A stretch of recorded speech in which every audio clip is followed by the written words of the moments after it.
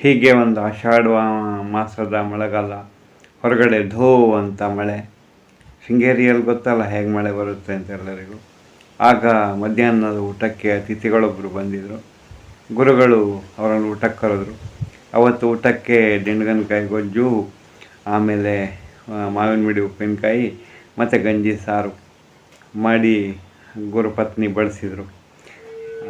ಆಗ ಗುರುಗಳು ನಗುತ್ತಾ ಹೇಳಿದ್ರು, ದಯವಿಟ್ಟು ಕ್ಷಮಿಸಿ, ಇವತ್ತು ನಮ್ಮಲ್ಲಿ ಇಷ್ಟೇ ಮಾಡೋಕ್ಕಾಗಿರೋದು. ಅಪರೂಪದ ಆಷಾಢ ಮಾಸದ ಮಳೆಯಿಂದ, ಧೋ ಅನ್ನುವ ಮಳೆಯಿಂದ ಸಾರಿಗೆ ಸಂಪರ್ಕವಿಲ್ಲ ಅಂತ ಹೆಣ್ಣಕ್ಕರು. ಅದ್ಭುತವಾದ ಮಾತದು.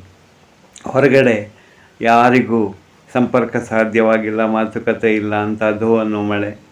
ಮತ್ತು ಅನ್ನಕ್ಕೆ ಸರಿಯಾದ ಸಾರಿಗೆ ಸಂಪರ್ಕ ಮಾಡಲಾಗಲಿಲ್ಲ ಅನ್ನುವ ಒಂದೇ ಮಾತಿನ ಎರಡು ಅರ್ಥ ಎಷ್ಟು ಚೆನ್ನಾಗಿತ್ತು ಅಂತ ನಮಗನ್ನಿಸ್ತು.